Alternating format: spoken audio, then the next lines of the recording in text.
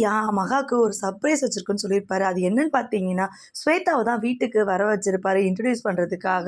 மகாக்கு பார்த்தீங்கன்னா, அது பெரிய ஷாக்கா இருக்கிற மாரி இருக்கும். என்னங்க யாருங்கன்னு கேட்கும்போது பார்த்தீங்கன்னா, இவ என் க்ளோஸ் ஃப்ரெண்டு. வெளியூர்லேருந்து வந்திருக்கா. கொஞ்ச நாளைக்கு இங்க தான் தங்க போறா சென்னையில அப்படி சொல்றாங்க.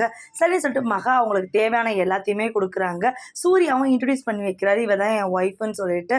ரொம்பவும் ஆச்சரியப்படுறாங்க. ரொம்ப ஹோம்லியா இருக்காங்க உங்க ஒய்ஃப் அப்படின்னு சொல்லிட்டு. சூர்யா கூட கொஞ்சம் நெருக்கமாவே பேசிட்டு இருக்காங்க. இது மகாக்கு பார்த்தீங்கன்னா, ரொம்பவும் கஷ்டமா இருக்கு. ஏன்னா சூர்யா இதுவரைக்கும் எந்த பொண்ணுகிட்டயுமே இந்த மாரி க்ளோஸா நின்னு பேசுனதே கிடையாது. தாத்தா, பாட்டிக்குமே இது ரொம்ப ஆச்சரியமா இருக்கு. என்னது இது சூர்யா இந்த மாரி நடந்துக்கிறானே அப்படின்னு சொல்லிட்டு. அதுக்கப்புறம் பார்த்தீங்கன்னா, வீட்ல ஃபங்ஷன் எல்லாம் நடக்க ஆரம்பிக்குது. மெஹந்தி ஃபங்ஷன் வைக்கிறாங்க. ஒவ்வொரு ஃபங்ஷனா நடக்குது. ஒவ்வொரு ஃபங்ஷனுக்கும் புது புது ட்ரெஸ் எல்லாம் போட்டுட்டு வந்து அழகா நின்னுட்டு இருக்கிறாங்க. மெஹந்தி ஃபங்ஷனுக்காக பிரபாவ இன்வைட் பண்றாங்க. பிரபாவும் வீட்டுக்கு வராங்க.